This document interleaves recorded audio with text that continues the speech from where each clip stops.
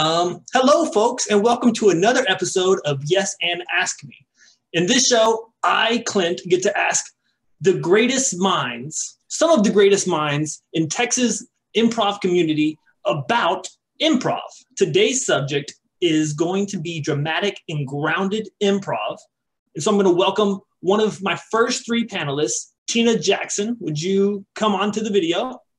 Tina is the owner and operator of Bexar Stage, which also hosts this podcast out of San Antonio. And Tina has been my teacher coming up through the Bexar Stage program. Tina, can you share with our viewers how long you've been doing improv? Yep. 2020 is my 20th year doing improv. Starting in the year 2000 makes it very easy to keep track. So I've been doing improv quite a long time since I was in high school, and moved to San Antonio and opened Bexar Stage about 3 years ago. Awesome. Speaking of opening Bexar Stage 3 years ago, the first student ever at Bexar Stage, Fálki, would you come on, turn your video on? Yeah. Awesome. Yeah, you betcha. Somebody has to, sure, there are other students with you, but like twins, one of them was born first. True. Yeah. And it was me. Apparently. Yeah. Fálki is also one of the instructors at Bexar Stage. Yeah. Okay, and the final panelist, explaining why today I am your host. I'm not normally your host. Your host normally is the irreplaceable Rick. Rick, would you come on? Hey, Clint, what are you doing with my show, buddy? Oh, Rick! Oh, good. I'm so glad you're okay. You're a panelist now, so you listen to me. Oh, no, don't fight. Don't fight, you guys. What I want to know, Rick, is Rick came into the program after me. I started doing improv before Rick at Bexar Stage. However, I have learned so much from Rick, and whether that is studying the way that he hosts these podcasts so that I can get word for word as good as he is, or looking at him on the improv stage and learning from him as a dramatic and a grounded player. So yeah, Rick, thank you so much for trusting me to host your podcast and to be on this panel with your expert experience. Thank you for having me, Clint. Appreciate it. Tina, would you give us an introduction to our topic, which is what is grounded/dramatic improv? Absolutely. Good. So when we're talking about different styles of improv, one of the styles that we talk about is like a more grounded style. And when we say grounded, it means it's rooted in some form of earnest reality. It doesn't necessarily, you can do a grounded scene on the moon. You can do a grounded scene in an imaginary fairy land. Grounded scenes do not have to take place in a reality where we all agree on the rules that we live by in everyday life, but they come from like a rooted emotional place where the characters that are being portrayed are connecting on a very real level. It doesn't mean that there can't be elements of silliness, but it does mean that it does tend to be a little bit more dramatic in that, you know, when you're being earnest and vulnerable with each other, that tends to be reciprocated, and then that tends to lend itself to more dramatic style of improv. So sometimes people have said to me after an improv show, well, that wasn't funny, which for a lot of comedians might be an insult, but for me, I'm like, oh yeah, I get that. Like, it wasn't trying to be funny. For me, when I'm doing a more grounded improv, which I love doing, I'm releasing myself of the pressure to be funny, rather than saying I'm going to do something super dramatic, and I'm going to start with a scene about some terrible topic or some life-altering event. I'm going to start from a place of I'm open to whatever happens, but I'm releasing myself of the pressure to be funny, and I'm going to react more earnestly to it. Interesting.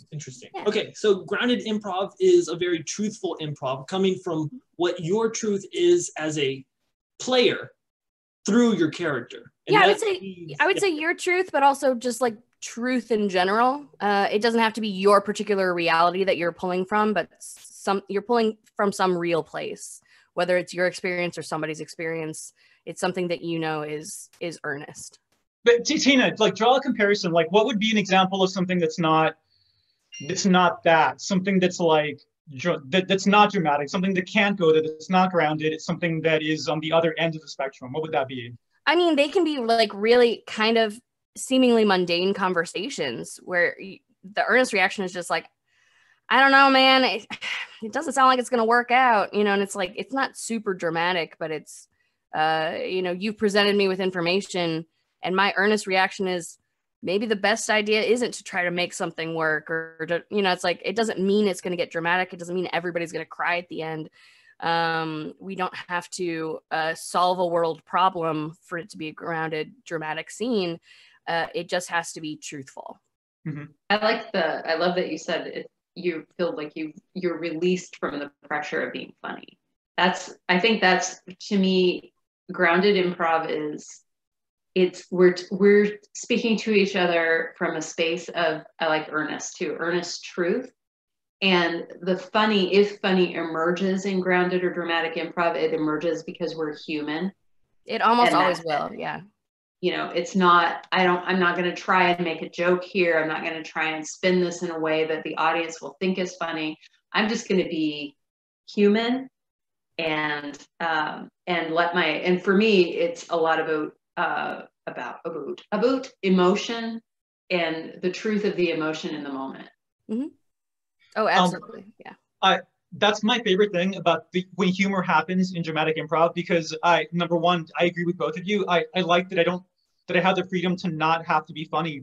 But when the humor happens in the middle of a really dramatic scene, the audience has been like waiting for it. They've been held back, and the moment that funny line happens, that expression, that's something, they burst out with laughter, and it's such a release for them. It's very cathartic as a performer. Yeah, exactly. Mm-hmm. It's very cathartic. I think cathartic improv is like one of my favorite things to do, is really mess with the audience in those levels where you don't hear them laughing, and so sometimes it feels like, oh God, are they with you on this? And then even if you can take like a side-eye glance at the audience, you'll see them a lot of times like shift in their seat and sit forward, or their eyes are, you know, they're not fucking around on their phones and they're not talking to their buddy next to them. They are in, like, there's rapt attention being paid to the performances that are happening on stage. And that to me is such a reward, because the reactions that you do get are because you're playing with the drama of it. And utilizing some real acting. I think acting is a huge part of dramatic improv as well. I think some people have a real hard time doing dramatic improv because they struggle with their acting techniques. But to really play something earnest and vulnerable, you know, you might cry, you might yell, you might be taking on a personality that's not your own, and sometimes that's a villainous kind of character. You know, sometimes in truth we can portray a character that is so opposite us. I said this at, maybe in one of the other podcasts, is that I one time was asked by my scene partner in the middle of the scene to essentially be a misogynistic character, which is very outside my character. But I tried to just inhabit that and I said some shit that I would never say, you know, things that I don't believe or feel. But it gave the audience this chance to hate me and like feel something more deeply for a scene or a character or a moment, because you're really inhabiting a character that has some similarities to you or is starkly different from you, but whatever it is like you're fully inhabiting that character. And I think that can be really cool. I want to go back to a point that Tina brought up, and that was audience feedback. As a dramatic improviser or as a grounded improviser, and you don't get those laughs all the time to let you know that you're going on the right track. And so Fálki and Rick, both of y'all I view as leaders of grounded and dramatic improv at Bexar Stage. Do you look to the audience for feedback, or are you completely cut off from the audience when you're performing? For me, it's kind of evolving. I think it started, I was pretty cut off because I feel like in grounded and dramatic, I can get very folded in, and it becomes this is my experience now, and I'm completely engulfed in it. And it wasn't probably until maybe now that time has slid and I have no idea what month it is anymore, but probably 6 or 7 months ago, where I started to actively try to stay. It's almost like keeping one foot in one reality and allowing the other foot to be in the other reality. And I definitely did not do that for the first 2.5 years, I think. And so the skill of actually having that side eye toward the audience and taking note is something that I'm just now, was just now starting to develop. For me, I can feel the audience. And so I feel as long as I deliberately tune in, I can feel the pressure of the audience going in one way or another. And so I think I rely more on feeling, but I'm learning that, you're supposed to stay connected to them at least a little. Mm-hmm. But it's really challenging for me. I know for a lot of people, it's hard to do both. I do really think it's a skill that you develop. I get into I know for me, when things go and there's and we really hit the emotional piece of it, it's almost like a trance for me. I'm almost in a trance, and people say, how did you feel about the show? I have no idea, because I was actually in an experience. Mm-hmm. I wasn't actually in a show. God, so I relate so to, cool. I relate to that a whole lot more. Say that again? So I relate to the trance, the whole idea, a whole lot more than the foot in, foot out. Maybe I'm just not there yet to be able to really feel the heartbeat of the audience. What happens to you when you're in dramatic improv, Rick? Yeah, exactly. So, no, what happens to you? Oh, okay. So I do get into the trance, but with regards to audience feedback, this is going to be a little bit counterintuitive, but I feel the laughter a whole lot, not because I feel the victory that I made the audience laugh. I feel that victory that they were listening.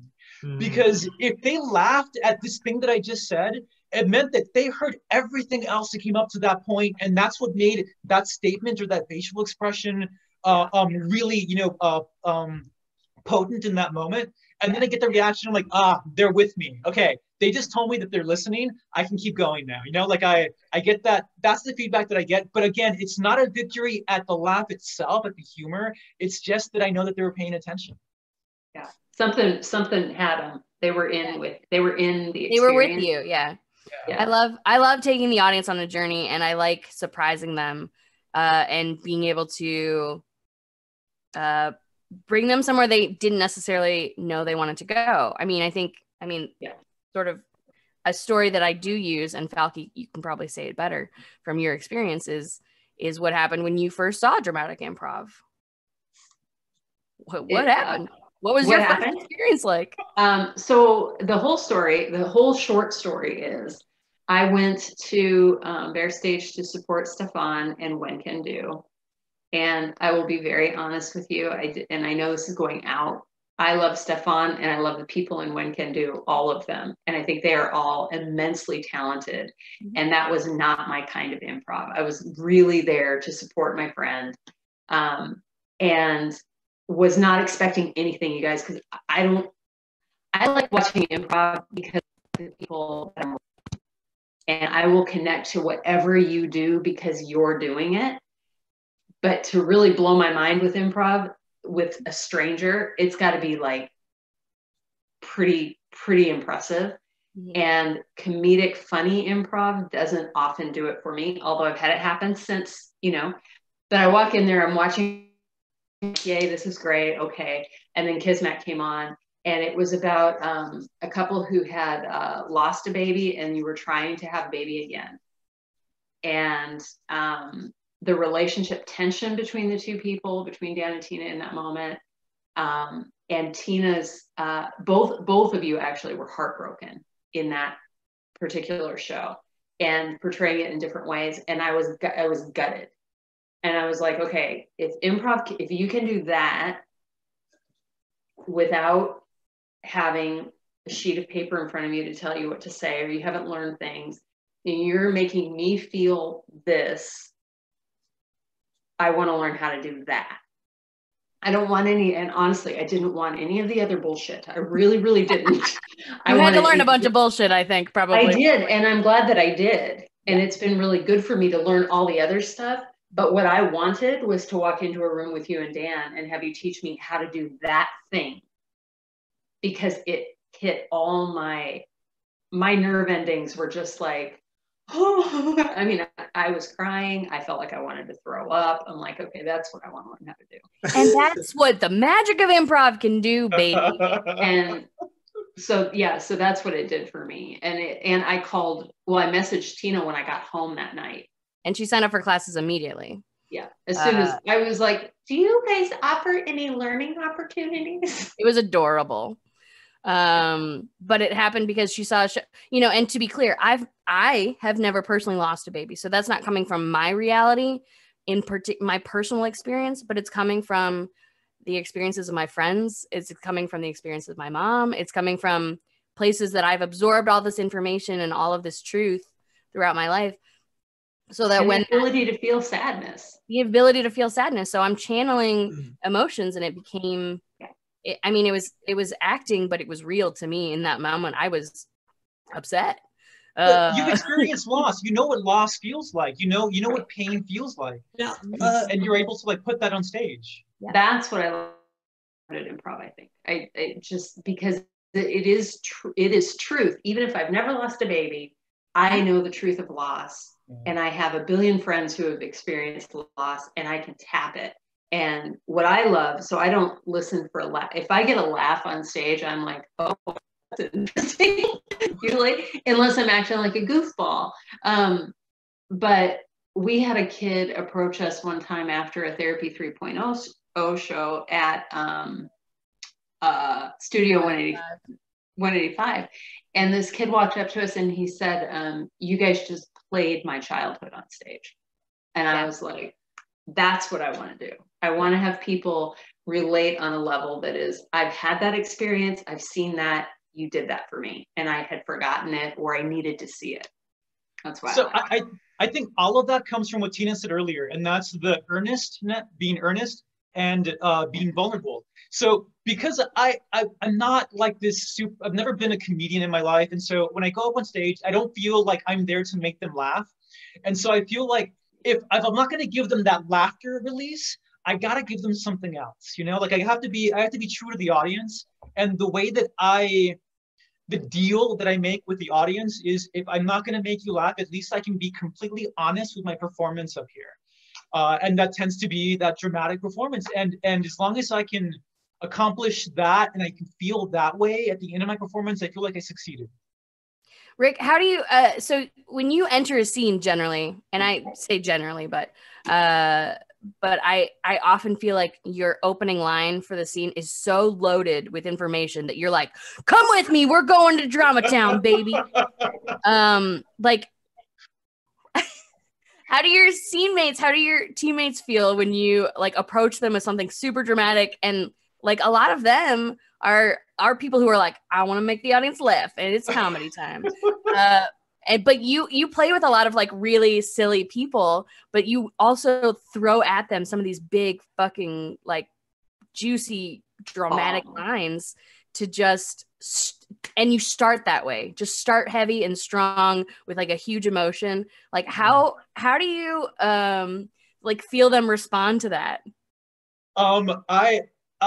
So my philosophy when it comes to gifting, and that's a gift, right? I mean, you throw something crazy at somebody in the very first line, loaded with emotion and some statement, with a statement with a history to it. I feel like what I owe my scene partner is that I'm gonna have to support them. I mean, that's true in all improv, right? It's yes and you support your scene partner. But if I'm gonna throw somebody like this heavy weight like that, I have to be ready to catch whatever they give me and help them out too. If they miss it, I'll redirect it. I have to protect my scene partner, and I would never throw them something that I wouldn't be able to help them carry. Man, that's a cool statement. I like that.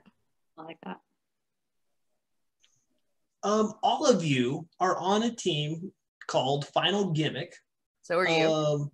And what's very interesting about this team is that it's not particularly grounded. It's not particularly dramatic, and yet it has all of you who are clearly some of the experts in grounded improv and the leaders in grounded improv in San Antonio.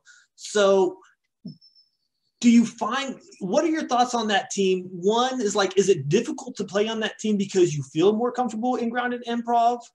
And two, do you make that, are you able to direct that scene into that show into a grounded format? And three, what is required to get a grounded scene? What is required to get a grounded team? Yeah. Good question. Yeah, anywhere you want to go from. So one thing that I learned is something that Tina said at the beginning. She was talking about how she has, it's like a split personality, right? I like to play absurd and I like to play grounded. And I came into this thinking, I never want to be funny. I don't know. But I really like to be a goofball. And my other two teams don't, well, I have multiple teams, as Clint knows. So however many teams I have, two of them in particular, we're probably not going to get absurd very often. I mean, I think Jason might follow We're Dead if we tried. But so Final Gimmick for me, in part because everybody on the team is solid. I love everybody so much. Final Gimmick for me takes no thought at all. Like, it's just, let's get on stage together. We haven't played together in a month and a half. We're going to have fun, and it's going to get weird, and I'm going to act like a cat who's licking her anus. And that happened. And you know what? We're going to have fun doing it. That's the other part of it. It's like, I think the switch is like, I think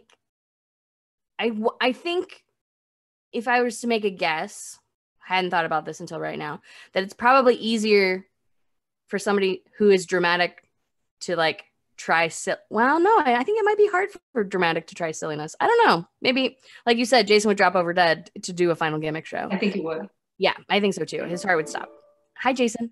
But yeah, I think it would be, I think sometimes it can be hard to switch gears, but I also think it can be really cathartic to do both. Is because silliness is so much a part of improv. We're making it up as we go. We're grown up. It's grown up make believe. You know, we're just playing together. But I think some of what appeals to people about improv, and certainly what appealed to me about improv, is I felt like a failed actor. I wanted to do dramatic acting, and I wanted to audition for stuff, and I wanted to be good, and I sucked at memorizing lines. I was garbage at it.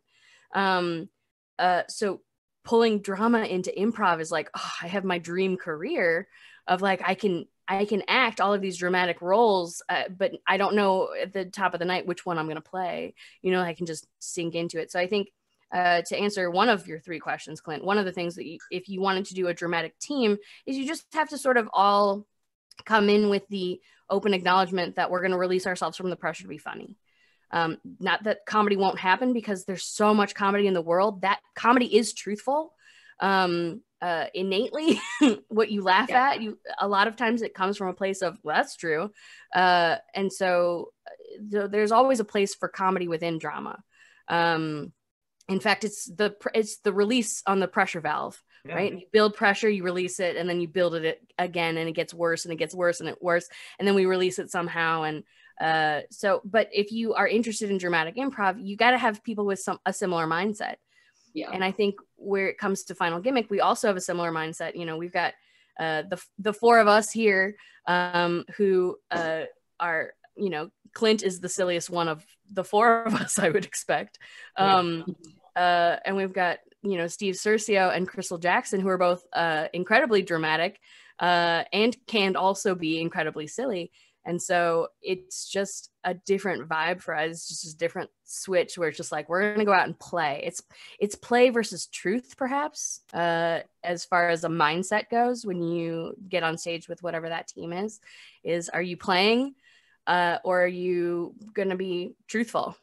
And both can go in great cahoots with each other.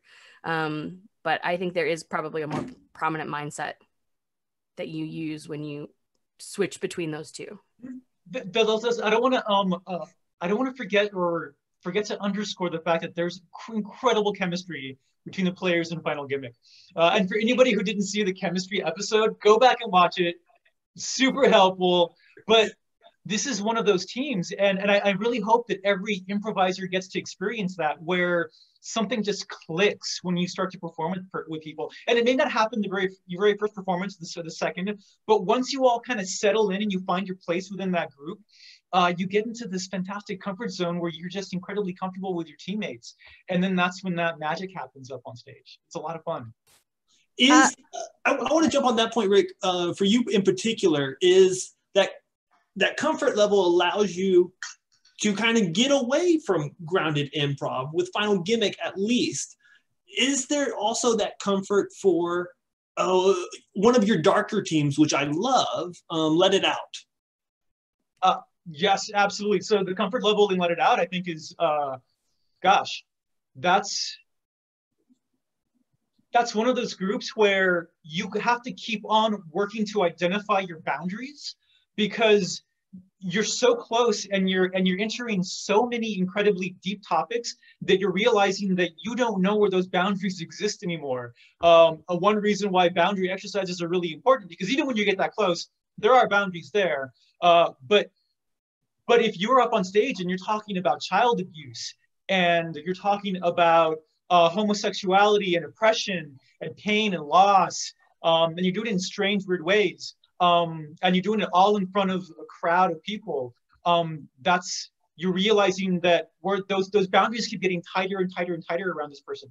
And with Lynn Thomas and Let It Out, we are so incredibly close and have that great chemistry that we just kind of lose ourselves inside that relationship, whatever relationship we end up making up on stage. Did I answer your question? Yeah. It's really, kind of what I'm getting from that answer is that depending on whatever chemical makeup is the team, that determines the output.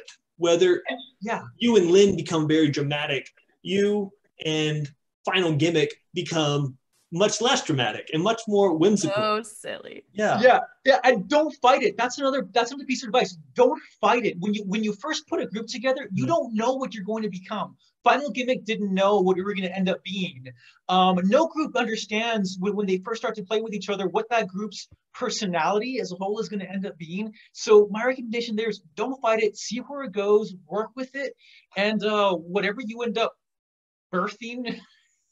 Just let it happen. Let it out. Let it out. Yeah, exactly. Fálki, go ahead, Tina. I'm sorry. Oh, I was going to say too, one of the things I was thinking about how each of us illustrate dramatic improv in our, in our onstage performances, is that most of our dramatic improv comes in duos and trios, that comes in smaller groups. Because I think there are many reasons for it. One is it's an intimacy issue. It's a trust issue. It's like I can be intimate and trust that this person has my back and that I can get vulnerable with this person and that they will support me and that kind of stuff. The other thing is I think it's generally a little bit of a slower play style. We see more mono scenes. We see scenes that we sit in for quite a while. So, teams that are bigger get a little antsier and edit a little bit faster because we're trying to get more people involved and that thing. So I think when you see dramatic improv, you're generally talking about duos and trios, like a small, very intimate group of people who can share that balance together. And generally your larger teams, not that there can't be silly duos, of course. I think silliness and absurdity can run, and we'll talk about that, I guess, on Friday, but it can run the range of team sizes. But I think dramatic improv generally, and I've seen it done with a larger team too, but generally sticks to like duos and trios of people who are very in sync with each other and very in touch with each other's boundaries and emotional stakes and things. Fálki, I think you'll have a really good perspective on that point that Tina just made, because you've done some festivals around the country with Ramen on Sunday. And I'm curious about taking that dramatic improv to a festival setting, and what is the audience reaction when the people don't know you like they know you here? And do you see, is dramatic improv a rarity in festivals?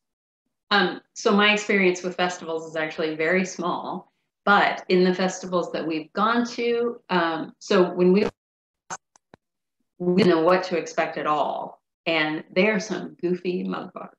There was a goofball, lots of short formy, and even the long form was just real fast and silly and everything that I cringe at. Yeah. And their reaction to us was like, whoa. Huh.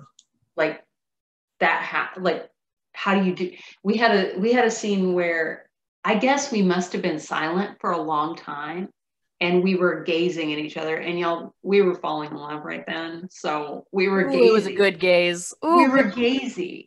So we're gazing and it was silent. I don't remember. It might have actually been in an igloo. I think it was in an igloo. So it was absurdly located. But all the comments afterwards were, how do you stay together in silence for that long? How do you sink into, I've never seen that happen before. How do you do that thing? How do you go so slow? It was really like, what? Yeah. And the same kind of reaction actually in New Orleans. New Orleans reaction was like, that was compelling. Mm-hmm. That was so different. How is that? How do you make that happen? Yeah. I was going to But say, as you guys know, I also play with someone who really could give it one shit about how the audience feels about it. So you don't give a care. So it's really easy to step on stage with him and do a show that and play together in the way that we play, mm-hmm. and not worry too much about.